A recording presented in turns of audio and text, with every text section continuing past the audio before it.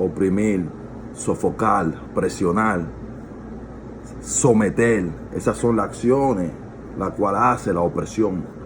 Es algo que viene y toma posesión de una parte de ti, mayormente de tu pensamiento, ya que opera de diferentes formas, hacer una de las perfectas estrategias que tiene el enemigo para atacar al pueblo de Dios: la opresión.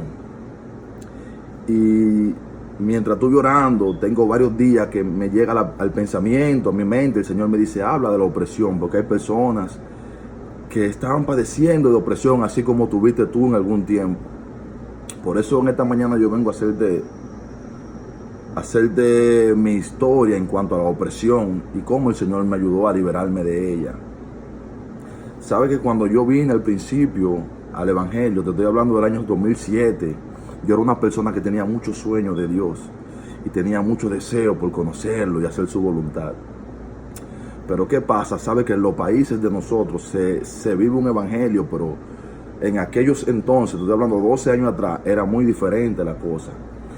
Y el evangelio y el Cristo que yo pude conocer fue el evangelio de la ley, el Jesús de la ley, el Jesús que amaba como el amor de hombre, o sea, que te amaba pero a cambio de algo.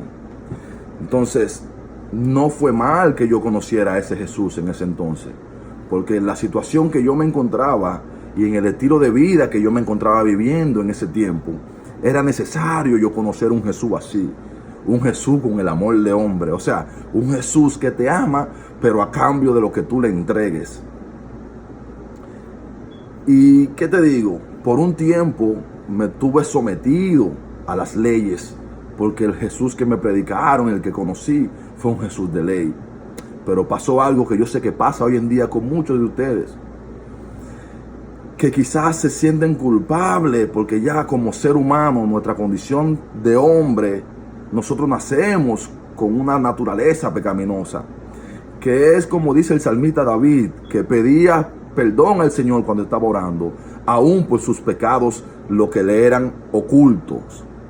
Es decir, que no hay forma, no hay manera en la cual el hombre no peque al día, de diferentes formas. Por esa es la razón que antes de tú hincarte, lo primero que tú debes hacer a tu padre es pedirle perdón, aún hasta por tu pecado, lo que te sean ocultos, como decía el salmista. Y al yo conocer ese Jesús de ley, ese Jesús de agresión, ese Jesús de cambio,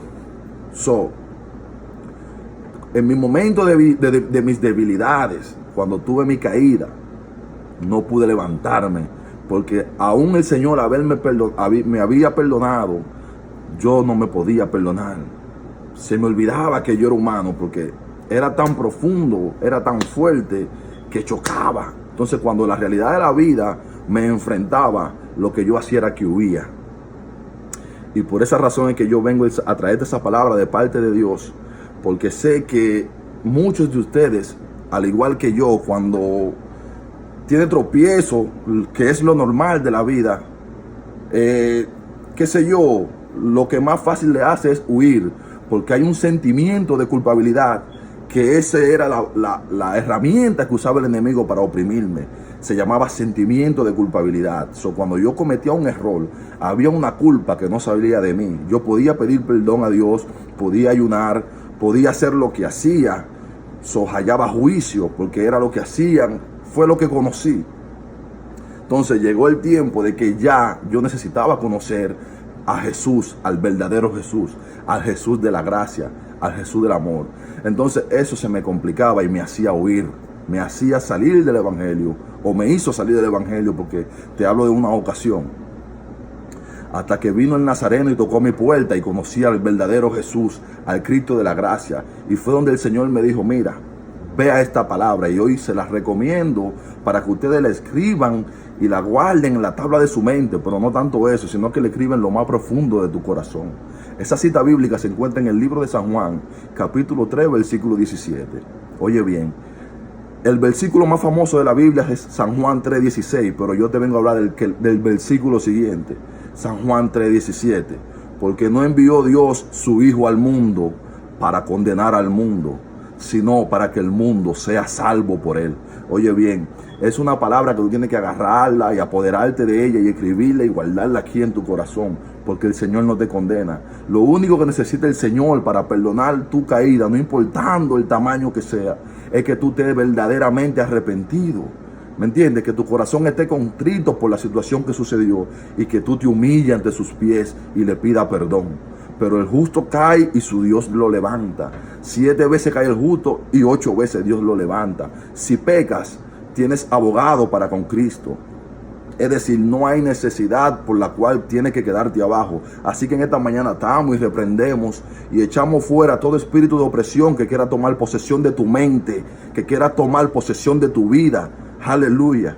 Lo atamos y lo echamos fuera en el nombre de Jesús para que tú tengas una mente libre y sea libre, porque al que el Señor libertare será verdaderamente libre. Así que echamos fuera todo aquello espíritu de opresión que ocupan tu mente en esta mañana y declaramos que el Señor nos hace libre, como dice su palabra en el libro de San Juan 3:17, porque no envió Dios su Hijo al mundo para condenar al mundo, sino para que el mundo sea salvo por él. Echamos fuera toda opresión en el nombre de Jesús.